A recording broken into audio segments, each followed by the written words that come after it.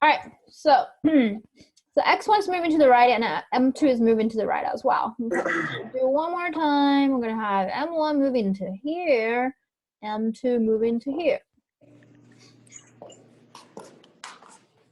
And here's the spring constant attached to both. Okay. So if you look at m1, right?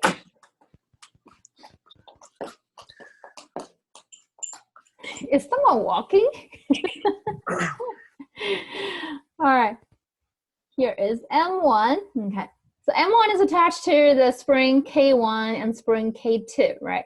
So spring K1 has been stretched, apparently. You guys fine with that? Yeah. Mm-hmm. Being stretched, it means it's going to try to pull it back, right? Pull M1 back. So the force will be K1 times how much the spring 1 has been stretched. How much it has been stretched? How much has the spring number 1 been stretched, guys? So K1. Delta X. Displacement. Suppose M1 has moved X1. Okay, so suppose this is Okay. X1. Right. It will just be K1 times how much M1 has moved, right? Which will be X1. Okay, so M1, X1 is going to be the force coming from spring number 1. And then at the same time, because mass M1 is moving to the right, there has to be a force pulling it to the right, which comes from spring number 2, right? Spring number 2. So spring number 2, how much it has been stretched or compressed? Compressed K2X1. Okay, now think about K2 minus K1 X1. Yes, all right. M2 has moved to the right for X2. M2 has moved, okay. Right, M2 has also moved. So it hasn't moved to the right for X2, but also M1 has moved to the right for the X1. Therefore, the total movement of the spring number 2 would be K2 X2, yeah, K2 times, I'm having trouble with finding my, okay, here. So K2 times X2 minus X1, yes. So these two are the total force that's on mass M1. So we should say M1 times acceleration M1A equals K2 X2 minus X1 subtract K1 M1, right? My bad. Why did I say M1? K1 X1, my bad. K1 X1. Right, K1 X1. Is that good? Yes. Okay, now mass M2. For the mass M2, again, it's attached on the spring number 2, right? Spring number 2. So it should be under the same force, okay, from mass M2, but in the opposite direction. So it should be having a force of K2 X2 minus X1. These two forces are going to be the same, but just opposite direction because they come from the same spring. What else is mass M2 under? K3. Yeah, from the spring number 3, right? Apparently it has been compressed, okay? This case is simpler because originally M2 was here and now M2 is here. So spring number 3 has been compressed by how much? K3Y. Or K3X2. X2, correct. So K3 X2. So another force would be K3 X2. All right, so we have second equation M2 times its acceleration, which is X2 double prime, equals to the right is positive direction, to the left is negative direction. And these two forces are both pointing to the left. So we should have negative K2 X2 minus X1 plus K3 X2. Okay. Right? Yeah. All right, so then let's reorganize our equations. I'm going to combine in the right-hand side the x1s together, combine x2s together. Okay, so you guys can do that simplification as well. Let me just switch to here. Okay, so I'm going to combine x1 and combine x2s together on the right-hand side. So I'm going to have m1 x1 double prime equals to how many x1s in the left-hand side?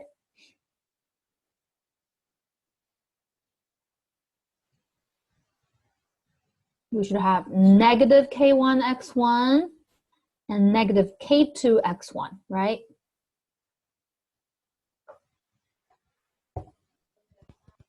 Guys? So we should have negative k1 plus k2 x1 and then plus k2 x2. Good? So we're just trying to regroup them? Yeah, I'm just trying Together? to Okay. combine the x1s together and just kind of algebraic simplification. So combine the like terms, right? Yeah, okay. Can distribute k2 here. Same thing can distribute k2 here.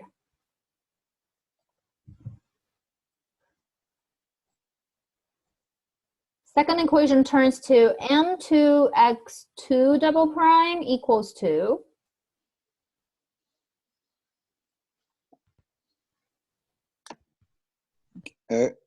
K3 minus K2. Oh, we Yeah, have it would be negative First of all, k2. let's do x1. How many x1s we have? yeah, Oh, just negative. Oh, positive. 2. K2 x1, right? How many x2s are there? 2. 2. K3 we have K3. Minus K2. Oh, my bad. This should be negative sign, right? Because K3 Yeah. x3 is the opposite direction. Should be minus opposite sign. Should be minus. Okay. This is minus K2 x2 and minus K3 x2. So that is minus K2 plus K3 x2. Is that good? Yep. So what I did here Yeah. is just a simple algebraic simplification by combining the like terms for the right-hand side. Okay.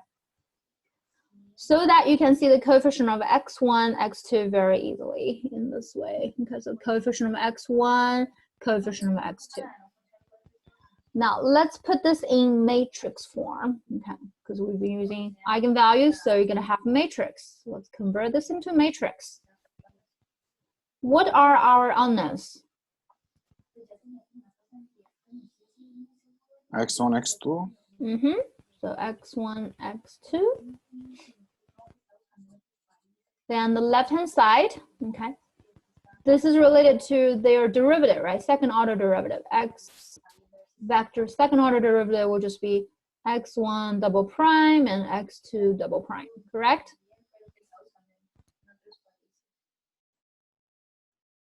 Correct. Okay, and of course for this displacement, they are functions of t, so variable is of time t. Okay, now let's look at the left-hand side of the system. Okay, left-hand side of the system. So for the system, we have x1 double prime and x2 double prime. So we should have x vector x double prime. Remember, this is a 2x1 matrix, right? Yeah. And I need to multiply by another coefficient matrix, should be of size 2x2.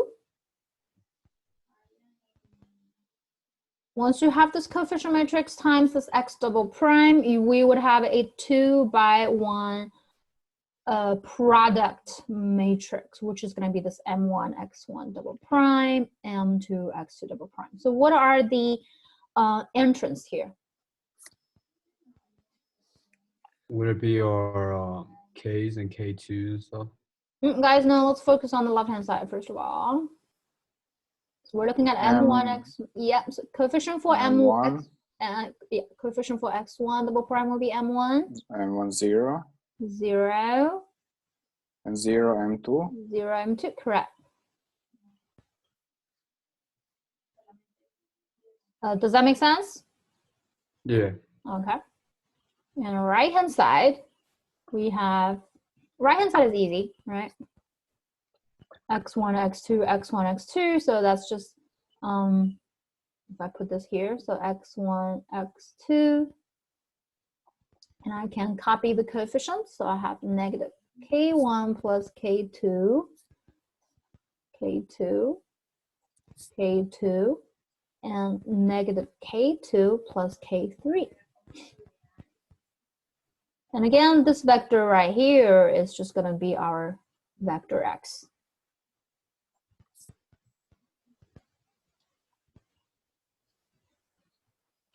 So if I call this matrix, this left-hand side matrix, let's call this to be M. So let matrix M contains all the mass. M1, 0, 0, M2. We have only two masses, so you have M1, M2 on the diagonal. And the right-hand side of matrix right here, let's call this to be K. You probably have noticed this K is all made up by the stiffness of the springs. So K would be negative K1 plus K2, K2, K2, negative K2 plus K3. This is called stiffness matrix.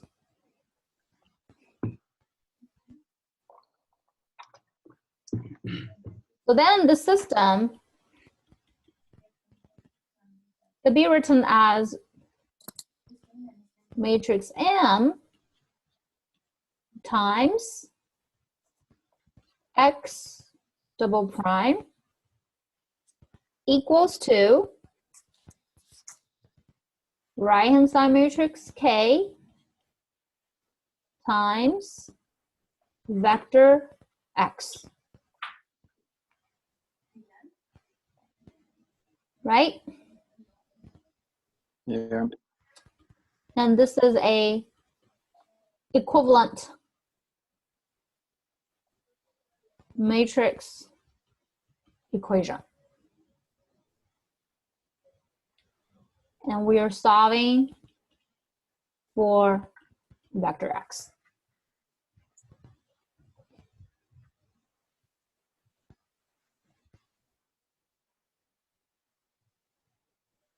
Good so far, folks? Yes. Yeah. Okay. Now let's recognize what type of equation this is, matrix equation. Its type. Okay. First of all, is this homogeneous or non-homogeneous? Homogeneous. Yeah, homogeneous, because we don't have something else here to be added, right? So this is homogeneous. And is this first order or second order or third order? Second order. Yes, second order. Okay, so this is a homogeneous and second order system.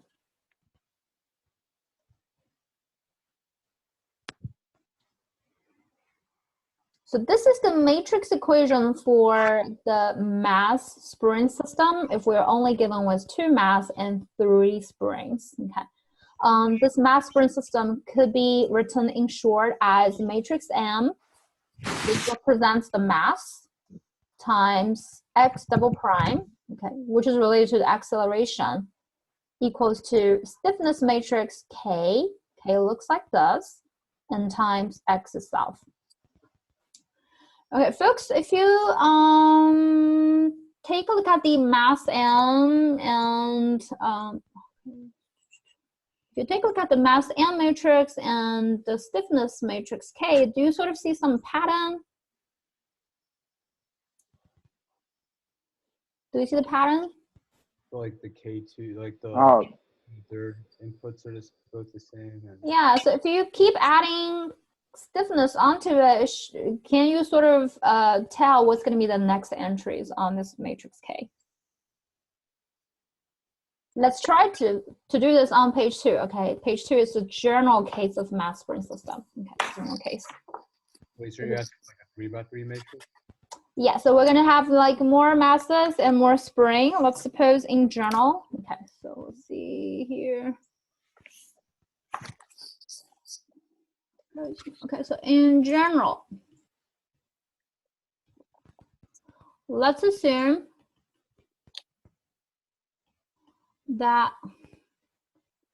there are n masses and how many springs needed? n plus 1. Yep, because if you have 2 masses, then you have 3 springs, and if you have n masses, then you have n plus 1 springs.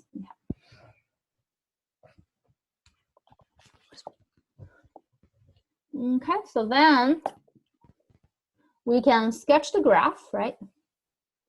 Let's see, so to sketch the graph, this time I'm gonna make it bigger. Suppose this is the mass M1, mass M2, and keep going until we reach the last mass. I'm running out of space. Let's see if I can erase those. Yeah. All right, so here is the last mass to be attached to the wall. Okay, this is mass M of N, right? Mn. Okay, let's also label those springs. This will be the first one with constant K1. You guys okay? Yeah. Yes. Okay, the second will be K2, and this will be K3. When it comes to the last mass, the spring before it would be Kn. Kn, and then the last will be having stiffness K of M plus 1, right? Yes. And there is no damp being free, which means there's no friction. Okay, there's no friction on the floor. So if this is the case, then basically we can have like n equations, right? You're gonna have, there will be n equations in the system. And each M1 would mean displacement. So displacement are, for mass M1, we have x1 of t, x2 of t, and then go to the last mass will be x of n of t. All of these are the displacements which we'll be solving. They're all unknowns, right?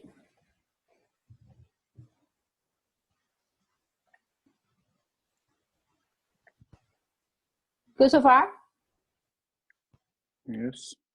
Okay, so let's construct the 2 matrices. First of all, let's construct the mass matrix M. What would it look like this time? M1 and then zeros. Yeah, so diagonal matrix, Just M1, diagonal, M2, and all of these are M's of N, right? All the rest of the entry is going to be 0. So a bunch of zeros. So that's going to be the matrix for mass. Second matrix will be matrix representing the stiffness, right? Stiffness. let's mimic what we had from two mass three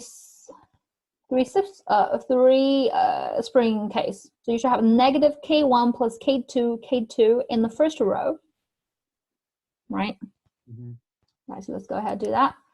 You would have negative K1 plus K2, and then K2. K3. In the second row, we should have K2, negative K2 plus K3, and then should we expect a K3 coming up here? Would it be Yeah. K3, Right? K4. Think about the mass M2. Mass M2 is only attached to K2 and K3, so there shouldn't be K4 coming up. Mm-hmm. K2, Okay. negative K2 plus K3, right? My matrix is too small here. Let me make it bigger. All right, now go to the third row. Okay, third row should be related to the stiffness of mass M3. Remember, mass M3 is related to constant spring number 3 and spring number 4, right? So what do we expect for the entries? So would it be like 0 K3 negative K3? Yeah, so 0 K3 and then negative K3 plus K4. And there should be a K4 here, right? Okay, so you sort of see the pattern. The rest of the entry would be 0. Okay, other than these non-zero entries, you should have a bunch of zeros coming up. If I make this very big, so you can sort of see a main diagonal here, right? So these are the main diagonal entries. So main diagonal entry will just be negative of this, so negative of the sum of the spring constants, right? Yeah. Okay, and then to the right, you should have this spring constant. To the left, you should have this spring constant. So typically, each row, you should have 3 entries other than the first row and the last row. So the last row, what's going to be the entry in the last row? This is the nth row, right? Here's nth row. What's going to be its entries? Negative. Good. N, wait, Kn plus Good. K plus 1. So Kn plus K sub n plus 1. And the one before it, would it be? Kn. Kn, yes. Right, and the rest of them are going to be 0. So 0 here and 0 there. So that's going to be your matrix K. Okay, matrix K. And we are solving for, okay, so, and the system could be expressed by M X double prime equals KX. Right. And here, oh, we don't have space for defining our X. And the X vector is pretty easy to do. It's going to be displacement of mass M1, displacement of mass M2, and then go down to displacement of the last mass. This is still in the same format. This is second order homogeneous system. Okay, any questions?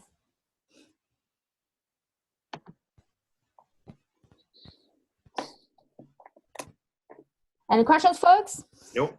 All right, so this is just a general case. How do you set up the system, right? Okay. Next is we're going to go ahead and solve for these kind of second order homogeneous linear systems. We're going to solve for this. And we have a theorem that will help us to find the general solutions to such second order homogeneous linear system. So the theorem says if we have a matrix A that is n by n, okay, here.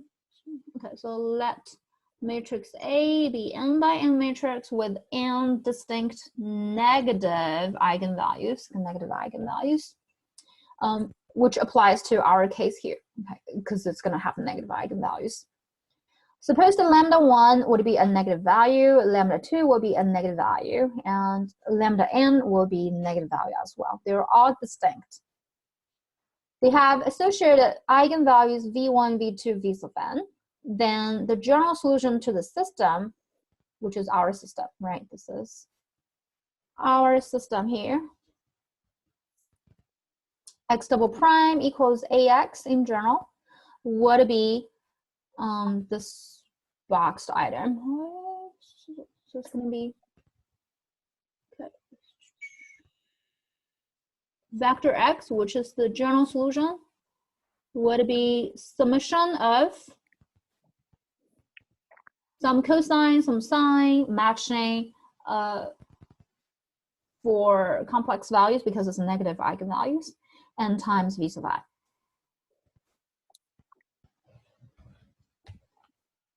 This is a theorem, but a lot of times we can write this theorem in some other format, okay? So here, we can write this general solution, because it's general solution in matrix form. Matrix form may look easier to you. It might look easier to you, okay? Let's see how we can make it as a matrix form. So general solution x of t could be written as sigma from I goes 1 to n. AI cosine omega I plus BI sine omega I t. This isn't too bad, right? So let's pull out their coefficients, AI and BI. So AI, BI. Also take out the coefficients there. We have cosine omega it and sine omega it times the corresponding eigenvector. Okay, corresponding eigenvector. So this general solution for second order homogeneous system could be written in this format. Do you guys like the format 1 or format 2 better in general? I like to. Like 2? Okay, yeah, 2, 1, no, either way. 2 would be looking better in a matrix format. Matrix 1, the format 1 isn't really too bad because that somehow is consistent with what we learned before, right? When it comes to cosine and sine. All right, so this is the first note. Now, second note, when there is a non-repeated distinct eigenvalue lambda equals 0.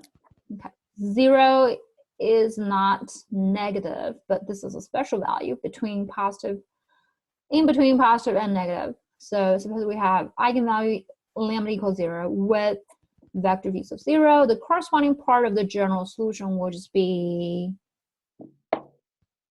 we can just plug 0 in here. Okay, so we're going to have AI. Okay, let's call I to be 0. So A0, B0 as a vector. And over here, let's plug 0 in for my lambda, because the omega has to be 0, right?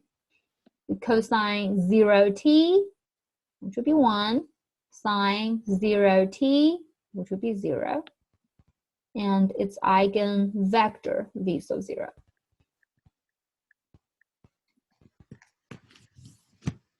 Which, if you multiply these two parts out, I'm just having A0, V0.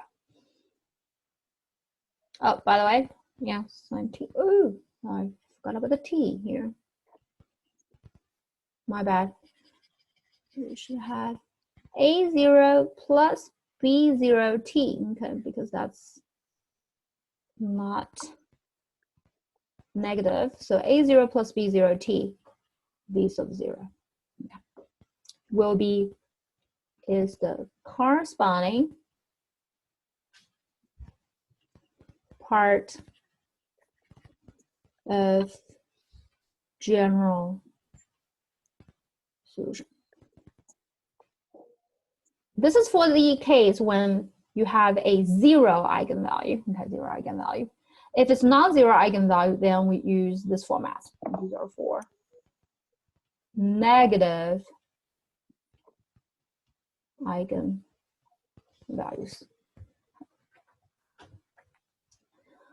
Okay, so far this still sounds pretty abstract because we don't see the specific numbers, right? So I think the best way for us to understand this is by looking at the actual problem. Okay. Let's move on to the next page. Any questions so far, folks? Could you hold on just 1 second? On Sure. that? I'll hold on this page for a minute. At the same time, let me check the tennis real quick.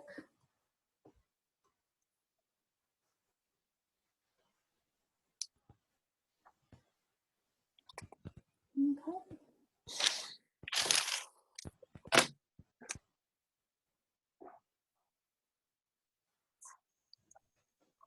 You're good.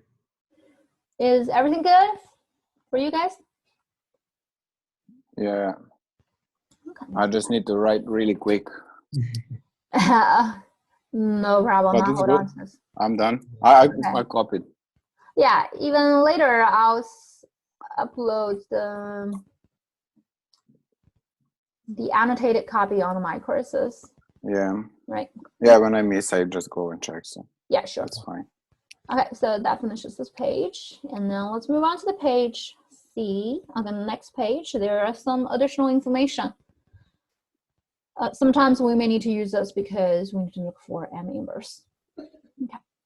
So suppose I have a matrix B, which is A, B, C, D, right? A, B, C, D, 2 by 2. Then you probably remember in linear algebra, its inverse would be reciprocal of its determinant, which is 1 over AD minus BC, and then swap these two entries, swap A and D. Right, so you get dA and negate the other two entry for inverse. You guys recall this? Yeah. Okay. Yeah. So if I have a mass matrix, which is M1, 0, 0, M2, what is going to be its inverse matrix? It's M2, 0, 0, and 1. Don't forget to take care of this reciprocal. So it's going to be Oh, yeah. reciprocal of its determinant, M1, M2, times, then you're going to follow the rule, swap the main diagonal entry. So M2, M1, and then negate the other two entries, right? Negate the other two entries. We have 0, 0.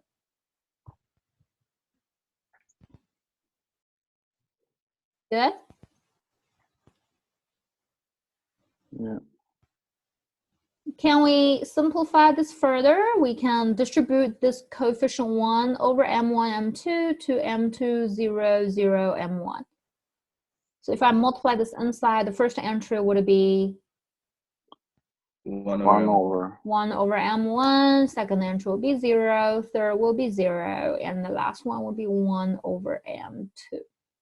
Right, so reciprocal of M1 and reciprocal of M2. Of course, this was discussed before in linear algebra. We said if this is a diagonal matrix, the inverse will just be the reciprocal of all the diagonal entries. And why do we need to do this? Because we need to do this when you are having mx double prime equals to kx. The first thing you have to do is get rid of this m, right? So the way you do it is multiply inverse both sides.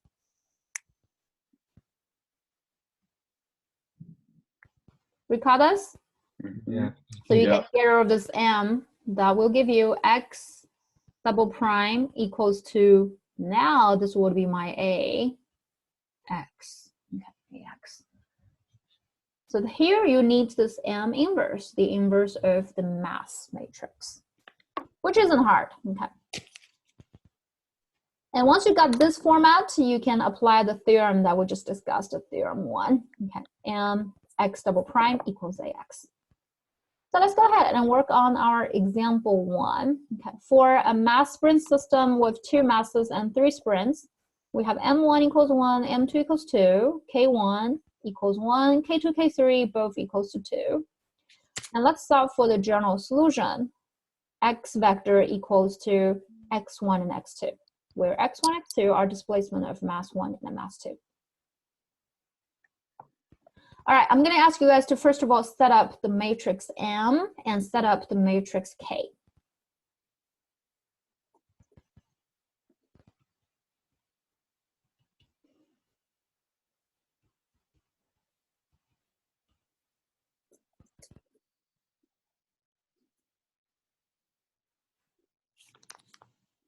Matrix M would be pretty straightforward, right?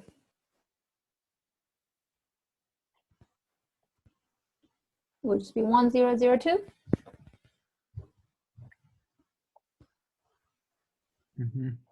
Yeah.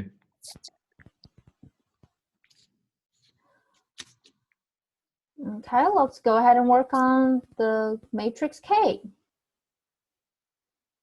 There are 3 sprints, so the K should be of 3 by 3. Right, 3 by 3.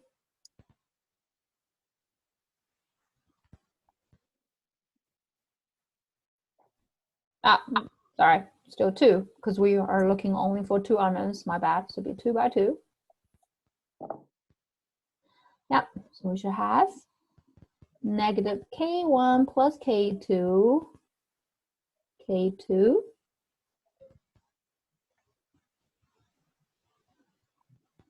The next row would be K2. K2, negative K2 plus K3, right? Yep. Okay, so plug in the numbers. We would have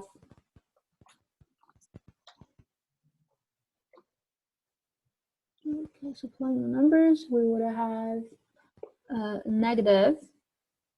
All right, K1, K2 is 1 and 2, so negative 3. K2 would be 2, and it would be 2, and then negative 4.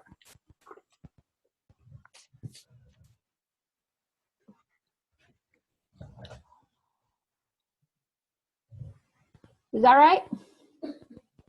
Yes. You get -4. Okay, negative.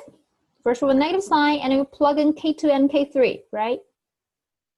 Oh, they're accidentally plugged in a 1. Yeah, so K2, K3, they were both given as 2, so just plug in 2 and 2, so negative 4. It's all about this, the stiffness of the sprints.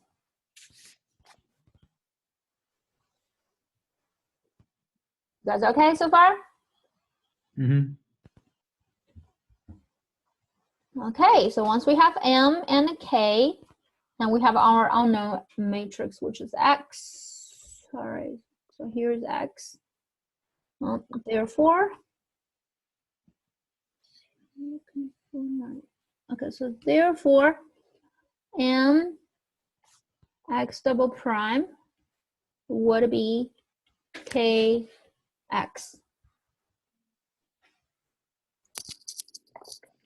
And I can just plug in. I would say 1, 0, 0, 2 for M.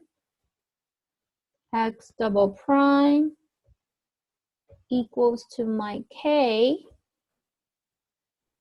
negative 3, 2, 2, negative 4, X, right? Yep. Okay, so keep going. Therefore, X double prime will be, as we discussed, the inverse of the left-hand side matrix times this K, negative 3, 2, 2, negative 4, and X.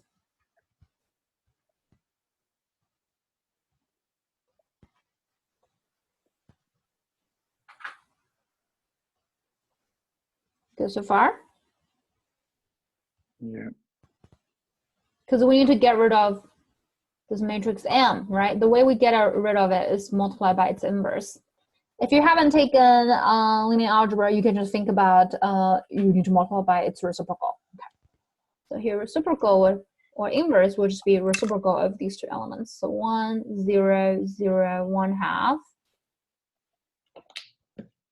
times -3, 2, 2, -4, and vector x.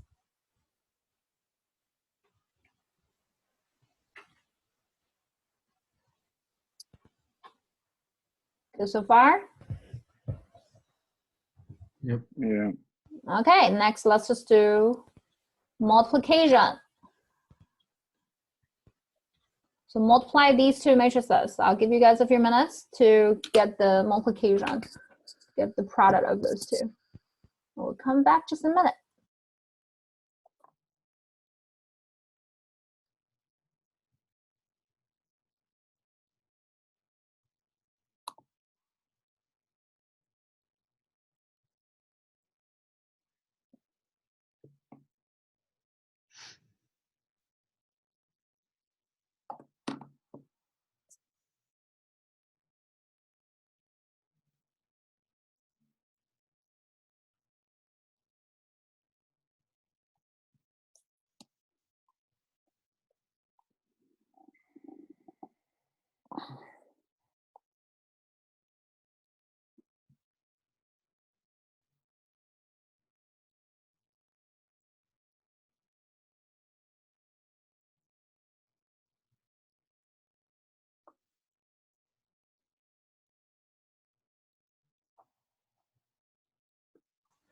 Okay, have you guys got the matrix Yeah. calculated? Okay, what do you get, Bridget? -3, 2, Mhm. 1, 2. 1, -2, good. So this is gonna be the matrix once you multiply these two, right? So x. Good, so basically we can just call. Okay, so let me write it out here. Therefore, what I'm having now is x double prime equals to this matrix -3, 2, 1, -2, x, which is x double prime equals ax. And here, A is this matrix.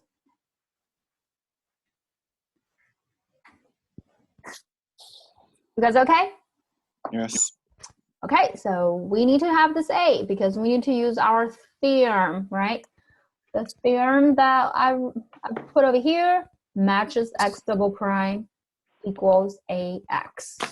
And next thing we need to look at is looking for the eigenvalues of A. So you need to look for the eigenvalues of A. That's our next target here.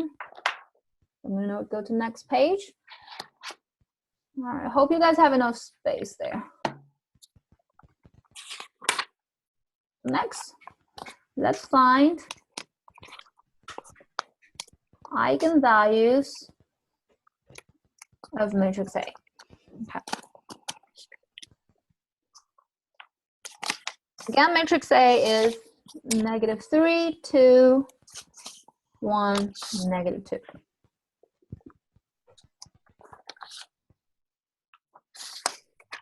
How do we find its eigenvalues? We've done this multiple times, right? Mhm.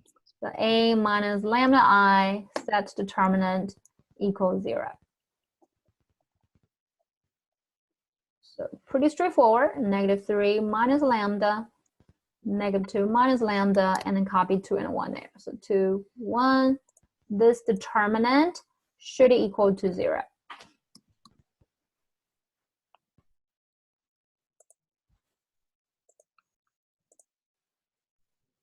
Okay, so let's do cross multiplying. Let's first of all do the main diagonal. So you have -3 minus lambda times -2 minus lambda. Subtract the other two values. Subtract 2 equals 0. That's the determinant of this 2 by 2 matrix.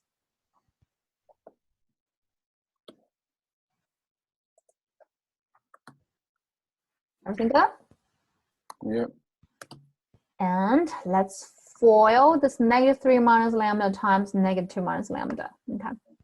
If you don't like the negative numbers, notice that they both have negative. I can just multiply -1 here and multiply -1 there, right? So I'm getting 3 plus lambda times 2 plus lambda, which is equivalent to what you have there, minus 2 equals 0. This will be easier to FOIL. So we have lambda square plus, apparently it's going to be 5 lambda, right?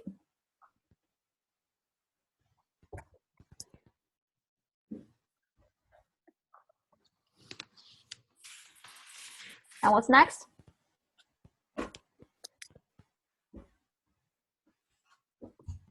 You solve for lambda. See, not there yet. We haven't FOILed everything out yet. We have 2 times 3, which is 6. Minus 2. Minus 2, so we have plus 4 equals 0, right? Okay, so we have lambda plus 4 and lambda plus 1 equals to 0, which gets us lambda 1 equals to -4, and lambda 2 is -1. Is that good? Mm-hmm. Yeah. These two are both negative eigenvalues, and also they are distinct negative eigenvalues. Okay, does this match what the theorem 1 talks about? If you have your handout with you, flip back to the theorem 1.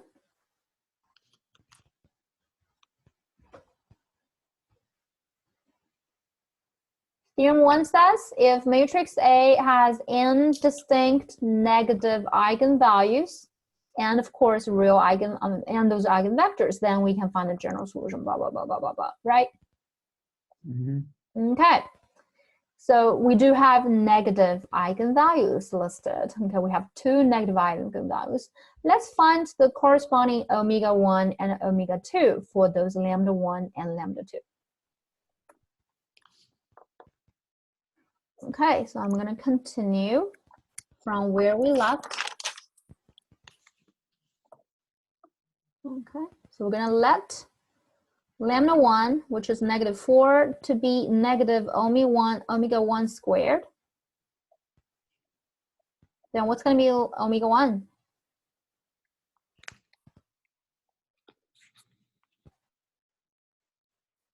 Oh, cosine. 2 plus 2. Yeah, we're just going to, Eric, you're overthinking. So we're just looking for omega 1. So 4 will just be omega 1 squared, right? So omega 1 will just be 2. Let's pick the positive part. Okay. Okay, similarly, let omega 2, which is -1, to be negative omega 2 squared. Then what's going to be our omega 2? 1? Yeah, it's just going to be the square root of its absolute value. Okay, square root of its absolute value. We need to use this omega 1, omega 2 later on. Okay, use them later for general solution. Okay.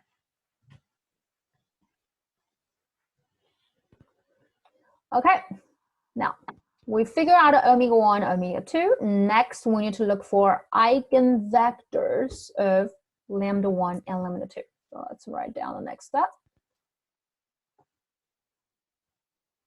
Okay, so over next, we're going to find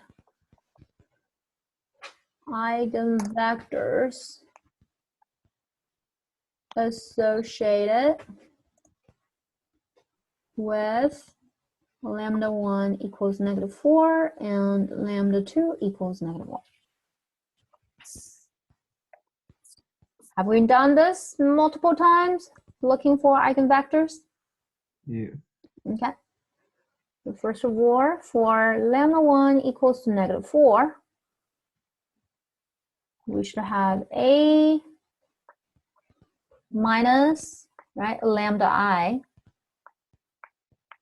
So A minus lambda I times its vector, eigenvector, equals to 0 vector.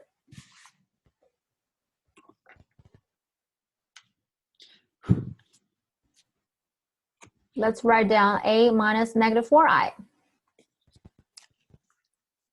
We've said the quick way would just be simply plug your lambda into this determinant, right? Change the determinant to a matrix. Okay, let me highlight this piece if you guys forgot about. Just plug lambda in these two places. So my lambda currently is negative 4. I should have 1, 2, 1, 2. Which is pretty straightforward. So 1, 2, 1, 2. Vector V would have two components, A, B, equals to 0, 0. And vector V is A, B.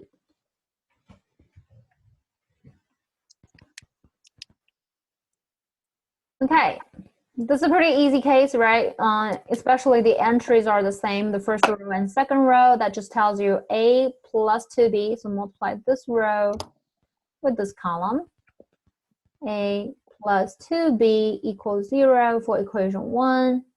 Equation 2 gives you the same information. A plus 2B equals 0. Which again, redundant. You don't have to look at equation 2.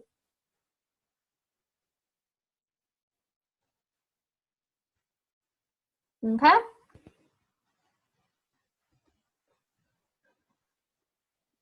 You guys okay? Yeah.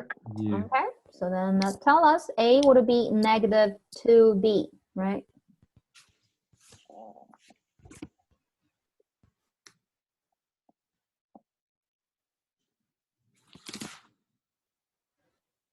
So can I write down the eigenvector V? Yes. Mhm. 1 and V. negative 1/2. Yeah, you can do 1, negative 1/2, or just do negative 2, 1. Negative 2. Oh. So negative 2B, B, I'm just going to take out a B, and you have negative 2, 1, right? Okay. So I'm going to call this to be eigenvector corresponds to the first eigenvalue, so lambda 1, V1. Similarly, let's get the V2.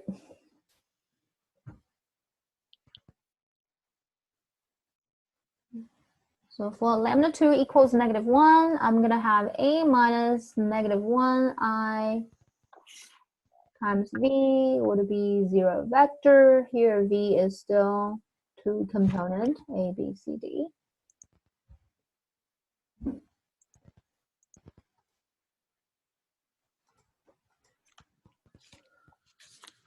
So this time I'm going to plug negative 1 in this part that has been highlighted in green. Negative 3 minus negative 1, I'm getting negative 2, right? So I'm going to write down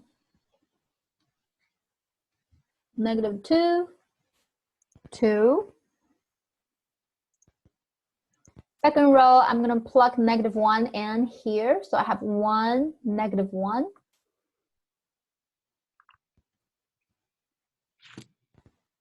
A, B equals to 0, 0.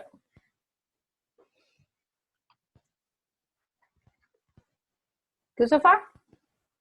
Yeah. All right, you can see that these two rows are simply proportional to each other. So we should expect to have the same information given, right? So I'm getting negative 2A plus 2B equals 0, and A minus B equals 0.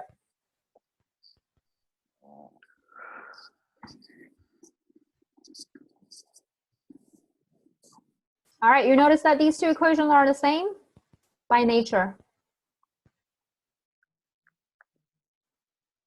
Yeah. What do they tell you about an A and a B? They're equal to each other. A and B should equal to each other, right? So A equals B, therefore the eigenvector V would just be B, B, and if you take out B, that's going to be 1, 1, and then I'm going to call this to be my representative eigenvector V2, which if you've taken linear algebra, you know that's the basis, right? The base vector for eigenspace. All right, so we've got V1 and V2 both ready. Okay, V1 and V2 both ready. Great, now we are ready to use our conclusion, right? So the general solution x of t would be sigma of ai cosine omega I t plus bi sine omega I t times vi. Okay, let's work this out. Okay, so okay.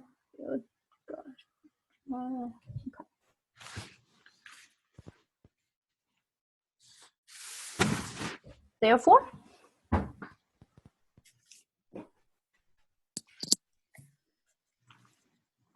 my general solution x bar would be summation, right?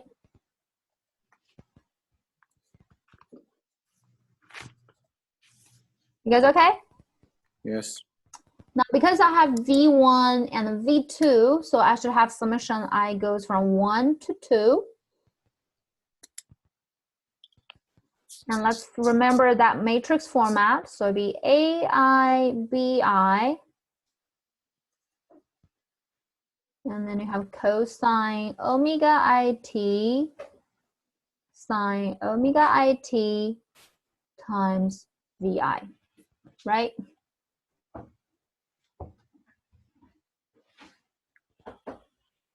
Yeah.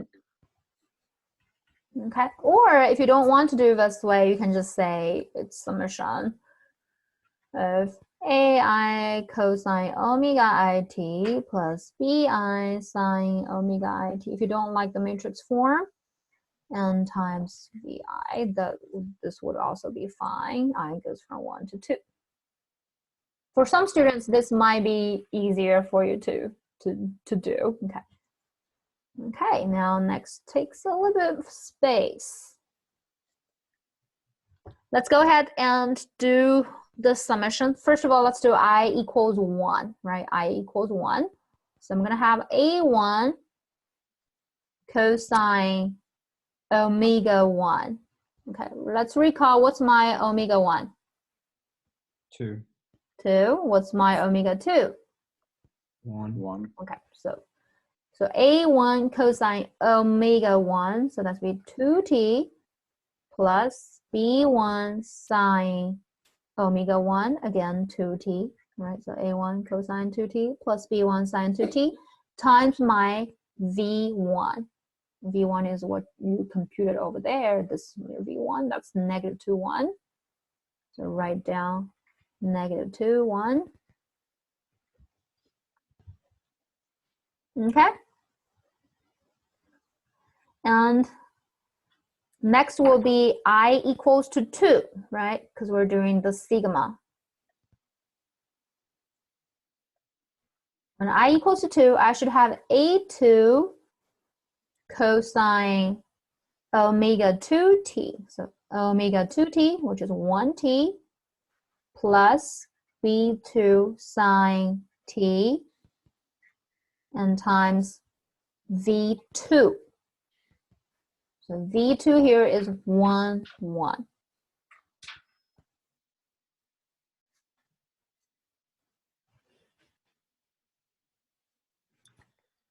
Is that good? Yes. Okay. Oh, am I running out of space here? Okay, no. So basically, this would be your general solution. Okay, general solution, but you can take a closer look at it. What you can do is you can treat this as a constant, right? This as a constant and distribute it to negative 2 and distribute it to 1. And you can treat this part as a constant and distribute it to 1 and distribute it to 1, and then add these two vectors. Okay. So we're going to do that to take a closer look. All right, let me see if I have space here.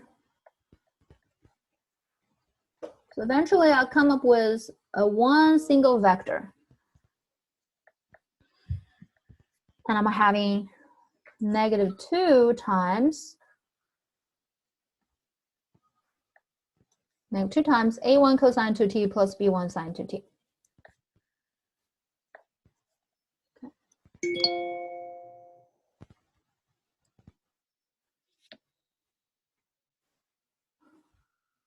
And then add the second component, a2 cosine t plus b2 sine t. That's my first entry of this matrix X.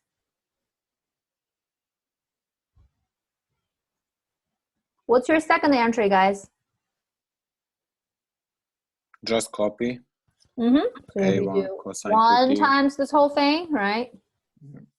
So just 1. So a1 cosine 2t plus b1 sine 2t, and plus the second part, a2 cosine t plus b2 sine t.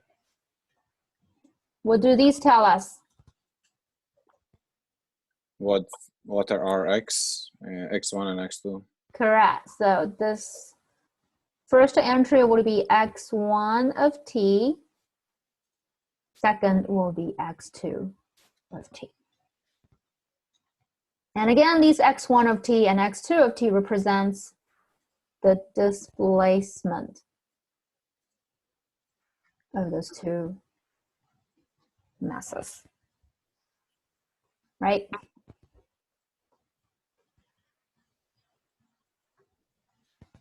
Good so far. Yeah, Yeah. good. Yeah. All right. With the last few minutes, I'd like to for us to look at these two displacements one more time, and let's kind of like split them here in the middle. Okay. For the displacement of mass 1 and displacement of mass 2 could be decomposed into these two pieces. I think we've done that before. And you can tell that for this part, for example, a2 cosine t plus b2 sine t, a2 cosine t plus b2 sine t, what is going to be its graph?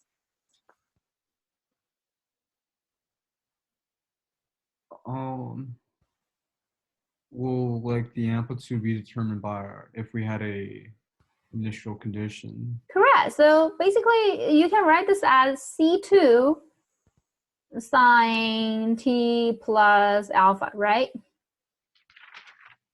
Yeah. Remember, you can Yeah. combine the cosine and a sine into one single sine or cosine function.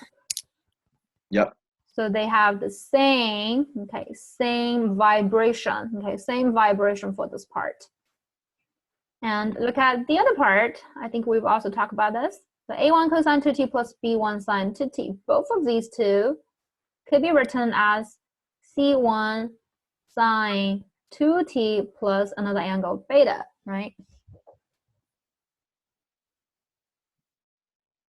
So for the first part, okay, for the first part, if I use another color now, for the first part, what's the relation of these two vibrations? Are they of the same direction or different opposite direction? Are they vibrating in the same direction?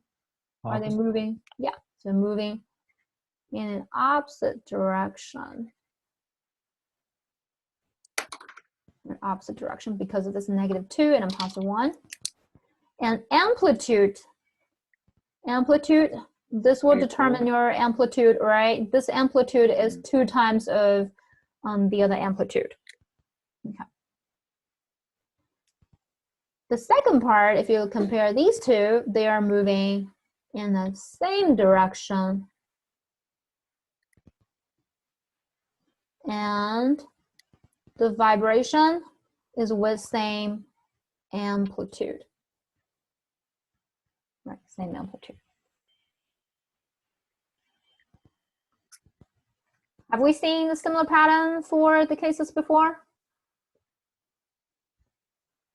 If you look at two masses and you can further decompose their displacement into two harmonic motions, or harmonic motions. Mhm.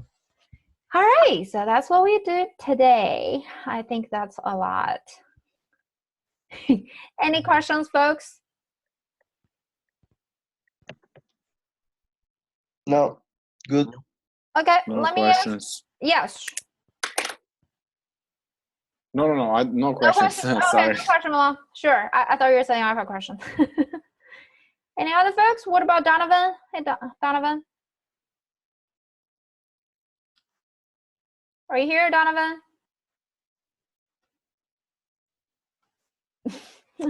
Martin? Yes, no questions. No questions, right? Okay, so then we're just gonna stop right here. This is gonna be this section. And Friday, it's the Easter break, so we won't have class on Friday. Yeah. Yeah, no class on Friday. I'm gonna see you guys on Monday. Okay? Sounds good. Buckaroo. Yes. That's a thank you. Oh, no problem. Thank you, Eric. Have a good weekend, guys. Thank you. You Have a too. good weekend. Bye. Bye. Mhm. Buckaroo. Okay, I see here.